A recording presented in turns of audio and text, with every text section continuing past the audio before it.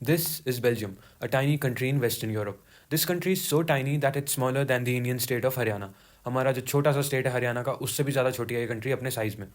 अब अगर इसकी पॉपुलेशन की बात करें so it's population is half of that of Haryana's population, so उधर भी कम है. और अगर इसके नेबरहुड की बात करें हम तो इसके आसपास कौन सी कंट्रीज़ हैं वो देख लेते हैं. So in the north there is Netherlands, in the east there is Germany, in the south east there is Luxembourg and in the south there is France. ये हमें याद रखना है किन किन कंट्रीज़ के साथ बेल्जियम अपने बॉर्डर शेयर करता है. So Netherlands, Germany, Luxembourg and France. अब अगर इसके एथनिक कॉम्पोजिशन की बात करें so Belgium has 60%, almost 60% or 59% people living in the Flemish region who speak the Dutch language. तो जो ऊपर वाला रीजन दिख रहा है हमें इसको बोलते हैं Flemish region and 59% of its population reside there, जो कि ये लैंग्वेज कौन सी बोलते हैं, डच लैंग्वेज बोलते हैं. बाकी के जो 40% है they those people reside in the Wallonia region and they speak the French language. तो ये इनका एथनिक डिस्ट्रीब्यूशन है. और फिर 1% और बच जाता है एक कोने में, आपको दिख रहा होगा ईस्टर्न साइड पे छोटा सा ब्लू वाला एरिया जो है, वहाँ पे जर्मन लैंग्वेज बोलते हैं लोग. सो वो those are 1% of the population of Belgium. So ये हमें दिख गया डिस्ट्रीब्यूशन 59, 40 एंड 1%. अब यहाँ पे जो इसका एथनिक कॉम्पोजिशन है ना ये बड़ा कॉम्प्लेक्स है बेल्जियम का and it becomes very interesting. Why? Because there is a lot of ethnic tension between all these groups. अच्छा, एथनिक का क्या मतलब हुआ? A social division based on shared culture. People belonging to the same ethnic group believe in their common descent. Descent मतलब lineage आपका या ancestors वगैरह कौन थे आपके वो सब. Because of similarities of physical type और ऑफ कल्चर और both. They need not always have the same religion और nationality. So ethnic group is a social form of division जो कि किस पे बेस्ड होता है, शेयर्ड कल्चरल प्रैक्टिसेस पे, या आपका कॉमन लिनिएज हो सकता है. आप सेम लोगों से डिसेंट कर रहे हो जो कि वो लोग भी सेम कल्चरल प्रैक्टिसेस फॉलो करा करते थे, उसका ग्रुप आप पार्ट हो, सिर्फ जनरेशन टू जनरेशन आप फॉलो करते आ रहे हो, तो तब आप एथनिक ग्रुप के पार्ट माने जाते हो. और जब अलग अलग एथनिक ग्रुप्स होते हैं तो वो अलग अलग उनमें डिविजन्स क्रिएट हो जाते हैं. ठीक है. और नेशनैलिटी, रिलीजन, ये तो चेंज हो सकती है ना चीज़ें. Nationality is a modern thing and religion is something that can be change. आप किसी भी रिलीजन में कभी भी कन्वर्ट हो सकते हो, उससे आपकी एथनिक ग्रुप वाली आइडेंटिटी चेंज नहीं होगी. वाई? बिकॉज वो कल्चरल प्रैक्टिसेस पे बेस्ड है, वो आपके lineage पे बेस्ड होता है usually. So that's the definition of ethnic group. So historically the French speaking ethnic community of Belgium which was a minority, क्योंकि 40% था ना इनका नंबर, they were relatively richer, more powerful and more well off compare to the Dutch speaking people of the country. जिसकी वजह से जो भी इकोनॉमिक डेवलपमेंट के बेनिफिट्स थे या एजुकेशन के बेनिफिट्स थे वो सब डच बोलने वाले लोगों पे बहुत ही बाद में पहुंचते थे. पहले किनके पास पहुंच जाते थे? फ्रेंच स्पीकर्स पे ऑफ बेल्जियम. की वजह से जो डच स्पीकिंग लोग थे उनमें एक तरह का रिजेंटमेंट बिल्डअप हो जाता है या डिसलाइक पैदा हो जाता है towards the French speaking people of their country, which led to the rise of tensions, ethnic tensions among them, specially in the 1950s and 60s.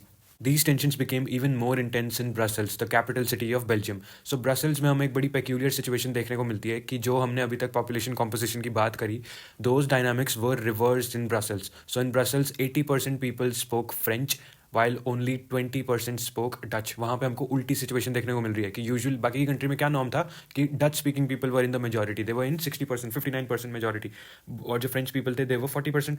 But Brussels में हमको उल्टा दिख रहा है कि 80% लोग, ज़्यादातर लोग आपके फ्रेंच ही बोल रहे हैं और सिर्फ 20% है जो कि डच. तो दे वर मार्जिनलाइज्ड वहाँ पे. तो जो एथनिक टेंशंस थी वो वहाँ पे एक्स्ट्रा एम्पलीफाइड थी इन Brussels. Let's compare this situation to a similar situation in another country, Sri Lanka.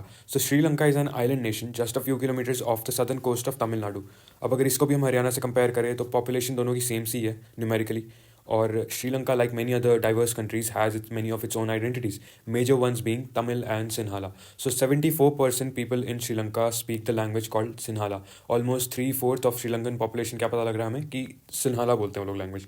18% speak Tamil, 18% जो है वो तमिल बोलते हैं. सो 18% मतलब वो 1/4 भी नहीं है, 1/4 से कम है. But after Sinhala speaking people they are the largest group. और फिर बाकी के जो बचे हुए 6% है वो माइनर आइडेंटिटीज़ हैं. ठीक है. अब जो Tamil speaking population of Sri Lanka है, it has two subdivisions, two subcategories of its own. So first we have the Sri Lankan Tamils. They are 13% in number, 13% इनका नंबर है. And they are natives of Sri Lanka. ये क्या है? नेटिव्स हैं श्रीलंका के, इनका घर है, ये हमेशा से यहीं पे रहते आए हैं. बट जो बाकी के तमिल्स हैं they are called as Indian Tamils. Why? Because they are newcomers to Sri Lanka. ये लोग रिलेटिवली रिसेंट हिस्ट्री में श्रीलंका में आए हैं. लास्ट की जो 300-400 साल की हिस्ट्री है, जब हमारे सब कॉन्टिनेंट पे कॉलोनियल राज था, ब्रिटिश राज था. So these were Indian Tamils who were brought as plantation workers to Sri Lanka. इसलिए इनको इंडियन तमिल्स के उससे अलग से रिकग्नाइज करा जाता है. इनको श्रीलंकन तमिल्स के साथ इंक्लूड नहीं करा जाता क्योंकि ये इनका घर ओरिजिनली है नहीं. इनके फोर फादर्स, जो रिसेंट फोर फादर्स हैं, वो सारे अभी इंडिया से ही आए हैं. अब इस मैप में we can see the geographical distribution of all these different groups. So जो श्रीलंकन तमिल्स है they are mostly situated in northern and eastern regions of Sri Lanka. जो सिन्हाला कम्युनिटी के लोग हैं they occupy most of Sri Lanka, जो येलो वाला कलर दिख रहा है हमें. And Indian Tamils they exist in patches of land surrounded by Sinhala community. So आप देख सकते हो बीच में जो मोस्ट सबसे ज़्यादा बड़ा रीजन है इंडियन तमिल्स का, वो चारों तरफ से सराउंडेड है किससे, सिन्हाला कम्युनिटी के लोगों से. It is very far off from the Sri Lankan Tamils as well. तो ये इनका जोग्राफिकल डिस्ट्रीब्यूशन है. अब इनका थोड़ा सा रिलीजियस एंगल देख ले हम. So Sinhala community is mostly and primarily Buddhist. कौन सा रिलीजन फॉलो करते हैं, वो बुद्धिज्म फॉलो करते हैं. And the Tamils regardless of whether they are Sri Lankan Tamils और Indian Tamils, they are mostly Muslims और हिंदूज. अब यहाँ पे भी हमको बड़ी एथनिकली कॉम्प्लेक्स सिचुएशन दिखाई दे रही है, like in the case of Belgium. Now just imagine what could happen in situations like this. Suppose Belgium में जो डच कम्युनिटी है which is in majority, what if it uses its numeric advantage and starts to impose its will on others. अगर जो Dutch community है उनका जो 60% है ना वो पॉपुलेशन के, अगर उन्होंने इसका मिसयूज़ कर लिया, इन्होंने इसका फ़ायदा उठा लिया और बाकी के जितनी भी माइनॉरिटी कम्युनिटीज़ हैं उन पे अपना विल थोपने लगे, तो क्या होगा. सिमिलरली सिन्हालाज के केस में, तो श्रीलंका के केस में Sinhalas are 75% of the population, they are 3/4 of the population. अगर इन्होंने डिसाइड कर लिया कि हम तो भाई सब पे अपना इम्पोज करेंगे will, so what will happen. So it would be a recipe for disaster. It could turn everything very messy and violent. So let's go ahead and look at what happened in both these countries. Okay, majoritarianism in Sri Lanka. तो सबसे पहले इस word का meaning समझ लेते हैं. What does this word mean.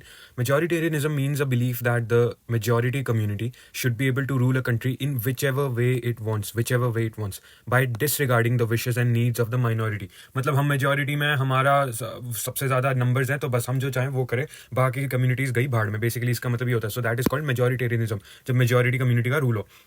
Now, Sri Lanka emerged as an independent country in 1948. 1948 में श्रीलंका का इंडिपेंडेंस हुआ. उसके बाद से what we see is state sponsored support for Sinhala supremacy. वहाँ से स्टार्ट हो जाती है. सिन्हाला क्यों? क्योंकि 74% आपके जो ऑलमोस्ट 3/4 जो वहाँ पे पॉपुलेशन कॉम्पोजिशन है वो सिन्हाला है, और स्टेट ही उनको सपोर्ट करा था. स्टेट की तरफ से ही गवर्नमेंट सपोर्ट मिल रहा है कि सिन्हाला सुप्रीमेसी एस्टैब्लिश होनी चाहिए. तो वो तब से स्टार्ट हो गया. हम देख रहे हैं मेजॉरिटेरियनिज्म जो टेंडेंसीज है वो तब से स्टार्ट होगी. इस चक्कर में इसका डायरेक्ट रिजल्ट क्या हुआ, जो श्रीलंकन तमिल्स थे दे फेल्ट एलियनेटेड मतलब आपको अलग कर दिया, कि तुमको दूर कर दिया, कि तुम अलग हो, मेन स्ट्रीम से अलग कर दिया. सो उनमें एक ऐसी फीलिंग बढ़ने लगी. In 1956 an act was pass to recognize Sinhala as the only official language. अब यार लैंग्वेज तो वहाँ पे दूसरी भी थी, तमिल भी थी, बट सिर्फ इसी को रिकॉग्नाइज करा जा रहा था as the official language. Tamil को रिकॉग्निशन नहीं मिल रहा था. Thus disregarding Tamil, the government followed preferential policies that favored Sinhala applicants for university position and government jobs. अब ये सब एग्जांपल्स है कि आपको सिर्फ जो हम बोल रहे हैं ना स्टेट स्पॉन्सर्ड सपोर्ट, इसका मतलब होता क्या है. इसका मतलब यही है कि जो आपकी गवर्नमेंट है वो प्रेफरेंशियल पॉलिसीज बना रही थी किसके फेवर में, सिन्हाला के फेवर में. और जो भी आपको सपोज करो यूनिवर्सिटी में एडमिशन लेना है या फिर आपको गवर्नमेंट जॉब्स लेनी है, उस सब में प्रेफरेंशियल ट्रीटमेंट सिन्हाला को मिल रहा था. अगर if you were a Tamil you were at a disadvantage, आपके प्रति डिस्क्रिमिनेशन हो रहा है, वो सब कुछ हो रहा है. Strained relationship eventually leading to a civil war in from 1983 to 2009. अब ये इसका डायरेक्ट रिजल्ट आता है, ठीक है, कि पहले तो एलिनेशन फील हो गया तमिल्स को कि हमको दूर कर दिया. उसकी वजह से वो बिल्डअप होता गया. टाइम जैसे जैसे बढ़ता गया वो बढ़ता गया, ठीक है. एज टाइम पास तो वो जो रिजेंटमेंट थी वो इतनी ज़्यादा बढ़ गई, और इनमें भी जो सुपीरियोरिटी कॉम्प्लेक्स था वो इतना ज़्यादा बढ़ गया कि it resulted in a civil war.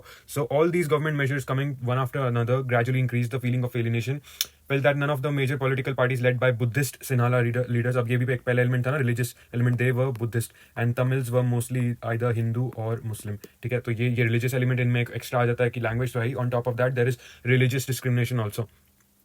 They felt that constitution and government by constitution की तरफ से इनको डिस्क्रिमिनेशन फील हो रहा था. इवेंचुअली इनमें सिविल वॉर होगी. So the Sri Lankan Tamils launched parties and struggles for recognition. उन्होंने स्ट्रगल्स वगैरह, पहले उन्होंने ऑफिशियल मीन्स से अपनी सिचुएशन बेटर करने की कोशिश करी, तो उन्होंने अपनी पार्टीज स्टार्ट करी, अपनी मूवमेंट स्टार्ट करी, बट उस सबसे कुछ हो नहीं रहा था कि एजुकेशन मिले, जॉब मिले, बट ज़्यादा कुछ हो नहीं रहा, ठीक है. डिमांड फॉर देयर ऑटोनॉमी, ये लोग ऑटोनॉमी की डिमांड करने लग गए कि यार आपको तो हमें हमारी रिस्पेक्ट तो आप कर ही नहीं रहे हो. सो जो हमारी ये जो कंट्री है ऑफ श्रीलंका, तो आप हमको अलग ही कर दो ना, ये वाला एरिया आप अलग कर दो, हमको ऑटोनॉमी दे दो, क्योंकि आपको हमारा ध्यान तो रखना नहीं है. तो आप अपनी कंट्री बना लो अलग से, सिन्हाला वाली, हम अपनी बना लेंगे तमिल वाली, ठीक है. बट ये भी इनका नहीं सुनी जा रही थी सो मांग. So by 1980 several political organisations were formed demanding an independent Tamil Eelam. So this is the keyword, basically एक न्यू तमिल कंट्री, ठीक है. ये बनाने की डिमांड बहुत ज़्यादा बढ़ने लगी थी इन northern and eastern parts of Sri Lanka. वही नॉर्दर्न एंड ईस्टर्न पार्ट्स, क्योंकि वहाँ पे मोस्टली सिचुएटेड थे वो लोग. So this resulted in a civil war. ये यहाँ से सिविल वॉर स्टार्ट हो जाती है, तो बड़ी फेमस है 1983 से. इंडिया ने भी इसमें जाके गड़बड़ करी थी कुछ, तो वो that is a topic for another discussion. Now, what is a civil war? So, civil war की definition भी एक बार समझ लेते हैं. A violent conflict between opposing groups within a country that becomes so intense that it appears like a war. जब एक country में internal war होने लगी ना, इंटरनल वॉर, जब वो आपस में ही उनके लोग, क्योंकि यूजुअली क्या होता है कि country man are suppose to be together, वो सब एक होता है ना, यूनिटी वगैरह वो सारी की बात होती है, नेशनलिज्म, बट वो जब हट जाता है and they start to fight amongst themselves, आपस में ही लड़ने लग जाते हैं, तो उसको क्या बोलते हैं, सिविल वॉर, कि आपकी कंट्री के विद इन ही फाइट हो रही है. अगर किसी और कंट्री से आप लड़ रहे हो, that is not called a civil war, क्योंकि आप दूसरी कंट्री से फाइट कर रहे हो. बट अगर आपका इंटरनल आपस में ही झगड़ा हो रहा है, आपकी लड़ाई स्टार्ट होगी, वॉर स्टार्ट होगी, that is called a civil war. So a violent conflict between opposing groups की डिफरेंट डिफरेंट ओपिनियंस है, उनमें लड़ाई होगी और इतना ही टेंस हो जाता है वो, it appears like a war. Appears like क्या हो ही जाता है, वो वॉर ही हो जाती है. So what we see is that Belgium handled the same situation very differently compared to Sri Lanka. अब श्रीलंका में भी सेम एथनिक कॉम्पोजिशन वाले जो प्रॉब्लम थे वो थी, एग्जिस्ट करती थी, एंड बेल्जियम में भी सेम एग्जिस्ट करती थी, बट दोनों ने अपनी जो सिचुएशन है ये बड़े अलग तरीके से हैंडल करी. So let's see how they did it. Belgian leaders recognize the existence of regional differences and cultural diversities. अब जो भी वो एथनिक डाइवर्सिटी थी, उनकी इतने सारे अलग अलग टाइप की आइडेंटिटीज थे, उन्होंने सबसे पहले क्या करा, उसको रिकग्निशन दी, उन्होंने उसको दबाने की कोशिश नहीं करी. तो यहाँ पे हमको श्रीलंका से अलग दिख जाता है कि श्रीलंका में तो उन्होंने अपनी सिन्हाला सुप्रीमेसी एस्टैब्लिश करने की कोशिश करी, और बेल्जियन ने वैसा नहीं करा, बेल्जियन लीडर्स ने वैसा नहीं करा. उन्होंने अपने जो भी डिफरेंसेस थे उन सबको उन्होंने रिप्रेजेंटेशन देने की कोशिश करी, रिकग्निशन देने की कोशिश करी कि एक्नॉलेज करो यार कि अच्छा हाँ हमारा डाइवर्स सिचुएशन है. Between 1970 and 93 they amended their constitution 4 times so as to work out an arrangement that would enable everyone to live together within the same country. अब इन्होंने क्या करा, अपना कॉन्स्टिट्यूशन अमेंड करा. अब यहाँ पे भी हमको डिफरेंस दिख जाता है कि बेल्जियम में क्या हो रहा था, बेल्जियम में कॉन्स्टिट्यूशन का जो यूज हो रहा था, उसका अमेंडमेंट का, वो अच्छी चीजों के लिए हो रहा था, पॉजिटिव वे में हो रहा था. उन्होंने अरेंजमेंट्स बनाई कि हाँ कॉन्स्टिट्यूशन में हम चेंज करते हैं ताकि सबको एक वो मिले, प्लेस मिले, everyone has a place to live in this country.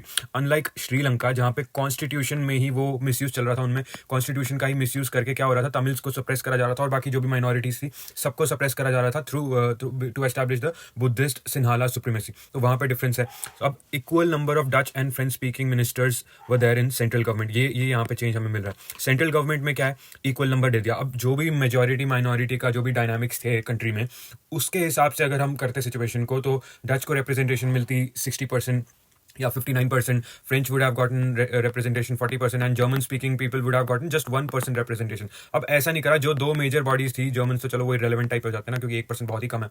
ये जो दो मेन थे 60-40 के बजाय दोनों को क्या हुआ, 50-50 रिप्रेजेंटेशन हुई, दोनों की 50-50 रिप्रेजेंटेशन. ठीक है, तो ये एक अच्छी चीज थी. सेंट्रल गवर्नमेंट में 50-50 representation. Some special laws require the support of majority of members from each linguistic groups. अब ये भी एक इन्होंने अरेंजमेंट करा कि स्पेशल लॉज का प्रोविजन दे दिया कि कुछ स्पेशल लॉज हैं, ये ऐसे ही नहीं बनेंगे, ये अमेंड भी नहीं होंगे ऐसी, ठीक है, जब तक आपका कुछ स्पेसिफिक क्राइटेरिया क्वालिफाई नहीं हो पाएगा. सो जो majority members from each linguistic group, जितने भी लिंग्विस्टिक ग्रुप्स हैं, उन सब से एक मेजोरिटी वोट आपको आना चाहिए, तब जाके वो लॉज पास होंगे, अदरवाइज ऐसे ही नहीं कर सकता आप. तो वो केस था. Thus no single community can make decisions unilaterally. अब ये क्या हुआ, ये यहाँ पे आपको टिरेनी एस्टैब्लिश नहीं करने दे रहा है. टिरेनी मतलब कि जब सिंगल आइडेंटिटी का रूल होने लग जाता है, वो उसी का दबदबा होने लग जाता है. ठीक है, तो ये जो यहाँ पे पॉसिबिलिटी थी ना कि Dutch could use their miss use their numerical advantage, वो नहीं होने दिया बेल्जियम ने. यहाँ पे वहां पे इन्होंने क्या सोचा कि किसी को भी हम ये नहीं अलाउ करेंगे कि वो अपने जो भी एडवांटेज है, उनके प्री एग्जिस्टिंग एडवांटेजेस हैं, उनको यूज करके वो अपनी टिरेनी एस्टैब्लिश करने लग जाए. सो फ्रेंच का जो उनका इकोनॉमिक एडवांटेज था, वेल ऑफ थे वो लोग, एजुकेशनल वे में भी आगे थे, वो उनको नहीं होने दिया. सिमिलरली डच के केस में जो उनका न्यूमेरिकल स्ट्रेंथ थी, वो भी उनको एडवांटेज लेने नहीं दिया गया. तो ये इन्होंने बड़ी अच्छी चीज करी.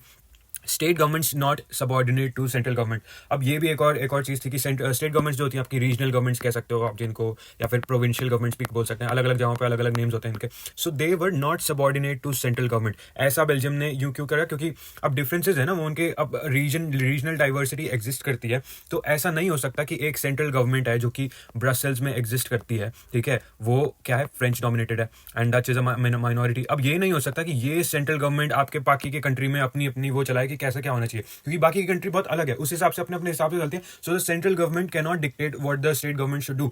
मतलब वो उनको एक कॉम्प्रोमाइज करके एक तरह से दोनों को कोऑर्डिनेशन में चल के करना पड़ेगा. State governments were not subordinate to central government की अच्छा जो इसने बोला वही फॉलो करा जाएगा, ऐसा नहीं था. Many powers of the central government have been given to state governments of the two regions of the country. State governments are not subordinate. अब जो कुछ powers थी जो इनको दी गई, तो ये भी एक अच्छी चीज थी. Now equal representation in Brussels government of both community. अब ब्रसेल्स की एक और खुद की गवर्नमेंट है. This is different from central government. ये जो है this is अलग, ठीक है, और ये जो है ये अलग चीज है. तो ये दो अलग अलग आइडेंटिटीज है, कंफ्यूज नहीं होना. सेंट्रल गवर्नमेंट भी ब्रसेल में एग्जिस्ट करेगी क्योंकि वो कैपिटल सिटी है, बट ब्रसेल्स की खुद की भी तो एक गवर्नमेंट है ना, जैसे दिल्ली में होता है. दिल्ली में आपकी सेंट्रल गवर्नमेंट एग्जिस्ट करती है जो कि पूरी कंट्री में उसको आप बोलते हो यूनियन गवर्नमेंट, बट दिल्ली की खुद की गवर्नमेंट भी है जो कि आप है ना. बट अगर आप सेंट्रल गवर्नमेंट की बात करो इंडिया में, सो that is BJP currently in 2024. सो वो सिमिलरली सिचुएशन जो ब्रसल्स में उनकी खुद की गवर्नमेंट थी, वहाँ पे भी इक्वल रिप्रेजेंटेशन दी गई दोनों कम्युनिटीज़ को। क्यों? क्योंकि फेयर खेल है ना, आपको जस्टिस एस्टैब्लिश करना है। ये जो सिंबल है किस चीज़ का है? जस्टिस का ही तो सिंबल है। सो अगर ब्रसल्स के खुद के डायनामिक्स के हिसाब से जाते हैं तो क्या होता है, 80% फ्रेंच हो जाता और 20% डच हो जाता है। ये तो बहुत ही गलत चीज़ हो जाती ना, अनफेयर हो जाता। तो वो हटा के इन्होंने एक अच्छा एग्जाम्पल सेट करा कि दोनों को यहाँ पे 50-50 रिप्रेजेंटेशन दे दी। ठीक है, तो ये बड़ी अच्छी चीज़ थी।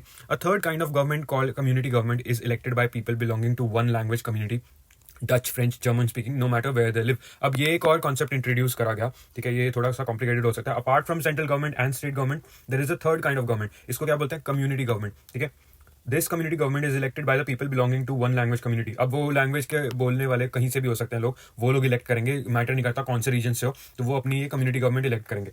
This government has the power regarding cultural, educational and language related issues. जो भी ये टाइप के दूसरे एक्टिविटीज हैं या इशूज हैं, उस सबको ये वाली गवर्नमेंट देखती है। तो 3 टाइप की गवर्नमेंट, सेंट्रल गवर्नमेंट, ठीक है, और फिर वो स्टेट गवर्नमेंट्स हैं, और third one is community government. Now you might find this Belgian model very complicated, but बहुत अच्छी चीज़ है ये। मतलब कॉम्प्लिकेटेड लग रहा होगा, बट जैसा भी करा इन्होंने बहुत ही अच्छा करा। और अगर हम इसको कंपेयर करें श्रीलंका की सिचुएशन से, तो आप देख सकते हो कि कितना अलग है। इन्होंने श्रीलंका में तो उन्होंने पूरा क्या कर दिया, सिविल वॉर कर दिया ना, उन्होंने इतना सारा ब्लड शेड कर दिया, उन्होंने वायलेंस कर दिया, खून खराबा बहा दिया। बेल्जियम में इन्होंने इतने अच्छे से हैंडल करा कि ना सिर्फ इन्होंने वायलेंस अवॉइड करा, but actually they brought unity among their diverse people. उन सबको उनके जो भी रीजनल डिफरेंसेस थे उनसे उठा के उन्होंने क्या एक आइडेंटिटी दी कि तुम सब लोग बेल्जियम के वो कंट्रीमैन। ठीक है, वो जो उनकी रीजनल आइडेंटिटीज से उस सबसे ऊपर उठ के वो लोग अपनी कंट्री को ऊपर रख रहे हैं, तो कितनी अच्छी बात है। They help to avoid civic strife between the two communities. When many countries of Europe came together to form European Union, Brussels was chosen as its headquarters। अब ये अनदर एक गुडविल वाली चीज़ है ब्रसल्स की, कि इतना अच्छा एग्जांपल सेट करा ब्रसल्स ने कि जब EU बना ना, यूरोपियन यूनियन, क्योंकि यूरोपियन यूनियन क्या है, various European countries coming together. So जब वो बना, उसका हेडक्वार्टर्स कहाँ सेटअप हुआ? ब्रसल्स में। क्यों? क्योंकि ब्रसल्स ने इतना अच्छा चीज़ खुद से करके दिखाई। सो ये बड़ी अच्छी चीज़ थी। Now what do we learn from these two stories is that, वही जो अभी हमने पहले बात करी, श्रीलंका ने बिल्कुल ही जो पावर शेयरिंग का प्रिंसिपल था, श्रीलंका ने उसको बिल्कुल भी ढंग से अप्लाई नहीं करा। ठीक है, उसको जो जो नहीं करना चाहिए ना, वो सब कुछ श्रीलंका ने करा। तो अगर आपको कभी भी समझना हो ना कि क्या नहीं करना चाहिए पावर शेयरिंग के केस में, तो Sri Lanka is a great case study. On the other hand, power sharing का अगर आपको एक बहुत ही अच्छा एग्जाम्पल देखना है ना, अच्छे वाला एग्जाम्पल, सो ये कहाँ पे आ जाओगे आप? बेल्जियम में आ जाओगे। इसको स्टडी करो, इसकी केस स्टडी परफेक्ट है, हर जगह यूज होती है। जैसे आज भी हम पढ़ रहे हैं ना, हम इंडिया में लोग पढ़ रहे हैं कि बेल्जियम ने कैसे ठीक करा, तो कितनी अच्छी बात है।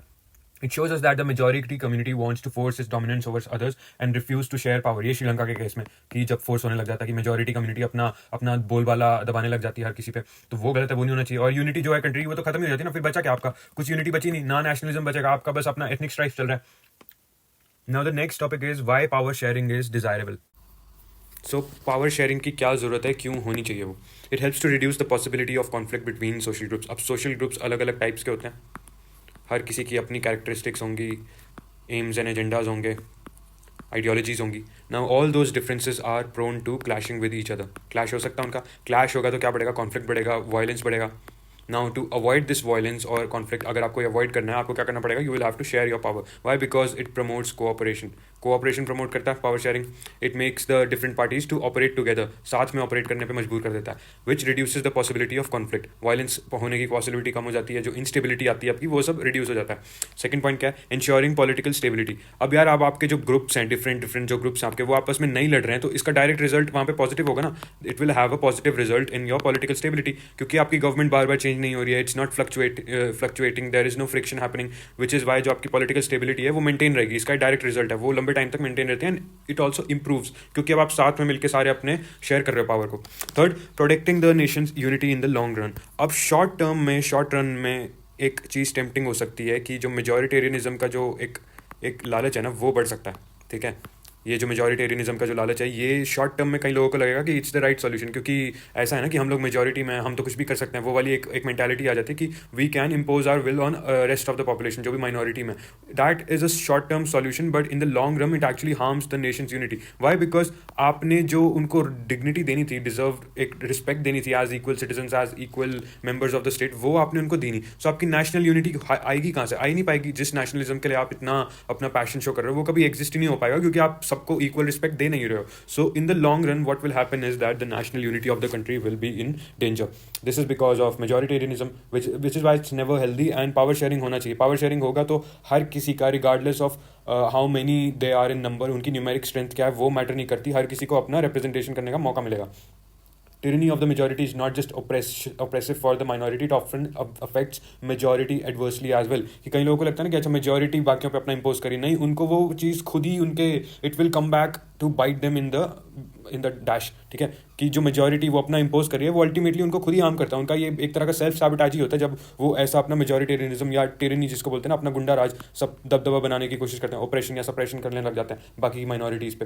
Now there is a second understanding of power sharing कि क्या होना चाहिए. अब मैंने अलग अलग कलर्स में ना इसलिए बनाया कि ये जो फर्स्ट सेट ऑफ रीजंस है ये अलग है और ये जो सेकंड सेट ऑफ रीजंस है ये अलग है. ये वैसे तो ये दो ही रीजंस है जो आपके पैराग्राफ में दिए, पर मैंने इनको पॉइंट्स में डिवाइड कर दिया था. So power sharing is the very spirit of democracy. Now these two are moral reasons. जो अभी तक हमने पहले तीन पढ़े थे दे वर प्रूडेंशियल रीजंस. अब प्रूडेंशियल का मतलब क्या होता है? Which is based on practical utility.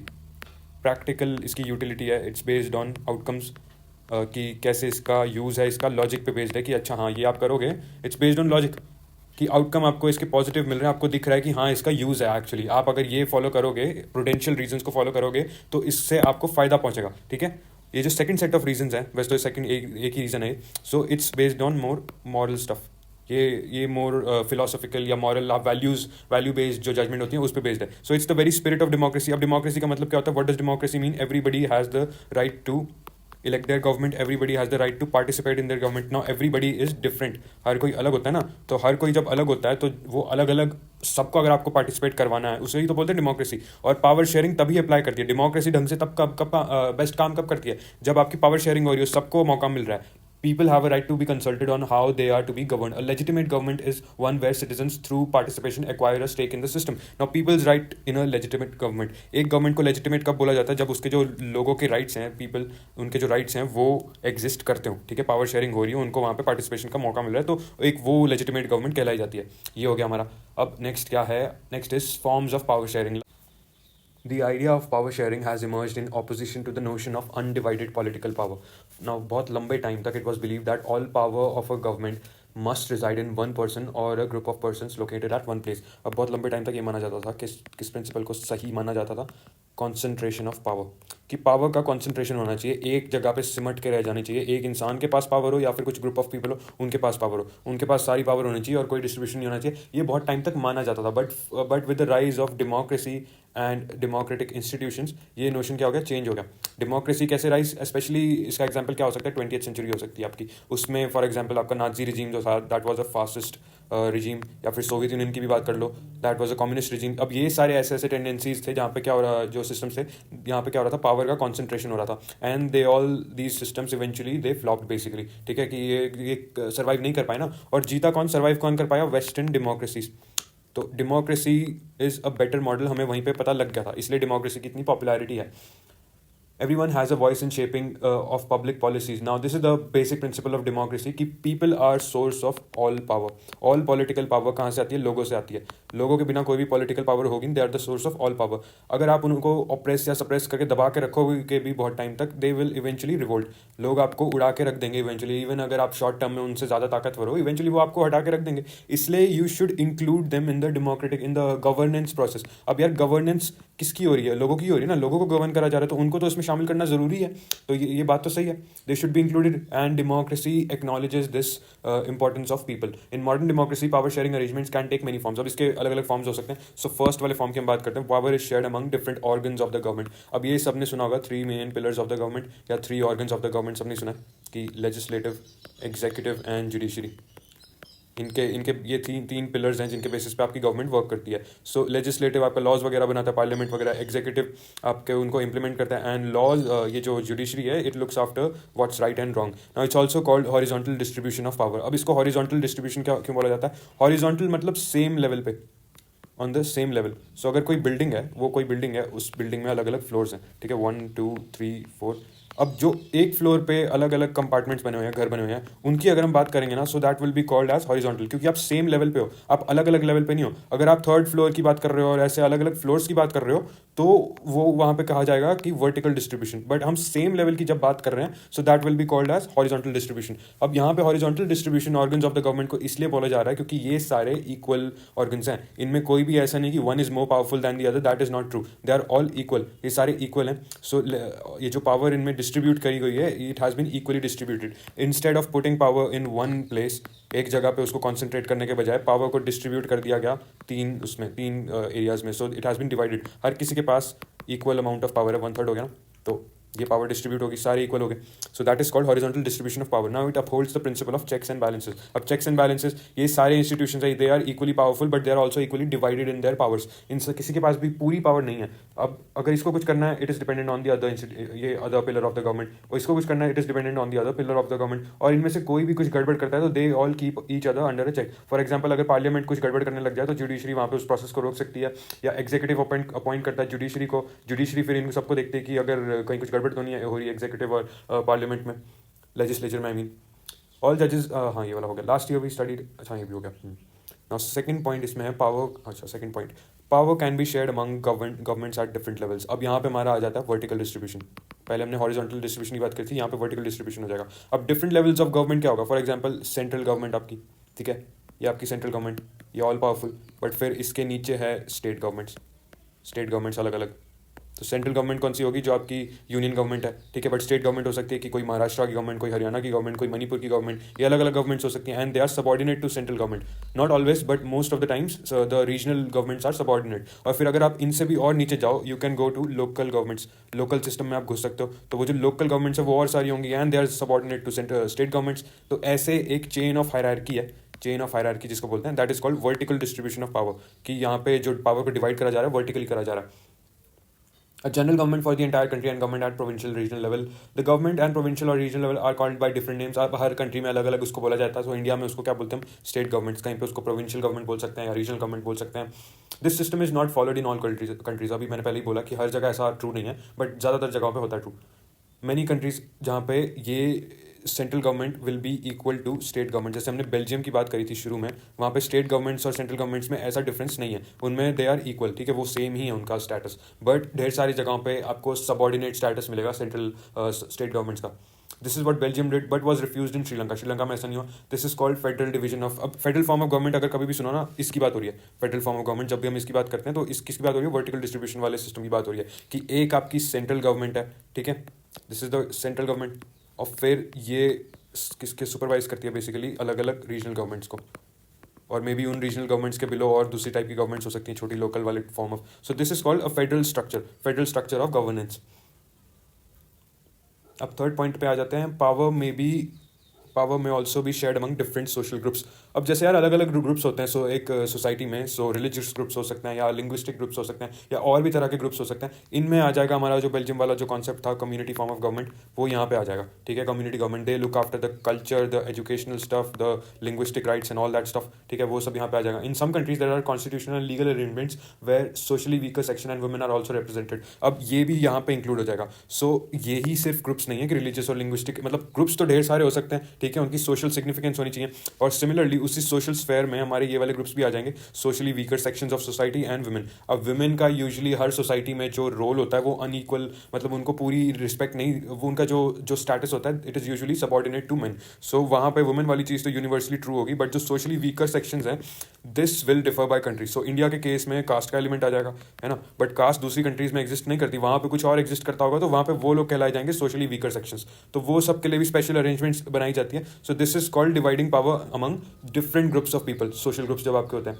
अब लास्ट वाला जो पॉइंट है हमारा, power sharing arrangements can also be seen in way political parties, pressure groups and movements, influenced by political parties, pressure groups and movements। अब ये भी अलग अलग सिस्टम ऑफ वो हैं गवर्नेंस के सिस्टम में, जब ये ऐसे ग्रुप्स इन्फ्लुएंस करते हैं आपके पॉलिटिकल बिहेवियर को। तो एक तो हो गया कि आपकी सेंट्रल गवर्नमेंट होगी, ठीक है, सेंट्रल गवर्नमेंट एक होगी, बट यार वो एक पार्टी जो इलेक्ट होकर आई है वो सिर्फ अकेली पार्टी थोड़ी ना है, वो कुछ ऐसे सिस्टम्स ऑफ गवर्नेंस हो गए जहाँ पे सिर्फ एक सिंगल पार्टी रूल करती है, जैसे चाइना टाइप हो गया, वहाँ पे एक ही पार्टी है। बट ज़्यादातर जगहों पे there is a multi party system होता है, ढेर सारी पार्टीज होती हैं या एटलीस्ट मोर देन वन होती है। सो वहाँ पे वो जो दूसरी पॉलिटिकल पार्टीज हैं वो भी तो सेंट्रल गवर्नमेंट के बिहेवियर को इन्फ्लुएंस करेंगी ना। So they influence that, and then we have pressure groups और ऑल्सो कॉल्ड इंटरेस्ट ग्रुप्स। ये ऐसे ग्रुप्स होते हैं इनके अपने इंटरेस्ट होते हैं, वेस्टेड इंटरेस्ट, जिसकी वजह से ये आपकी जो गवर्नमेंट है उसके बिहेवियर को इन्फ्लुएंस करता है अपने हिसाब से। दे कुड बी लॉबिंग, ठीक है, लॉबी कर सकते हैं, अपने इंटरेस्ट को बताना, बेसिकली कन्वे करना, या फिर ये प्रेशराइज कर सकते हैं, प्रेशर नाम में ही है ना इनके, तो इसलिए प्रेशर है,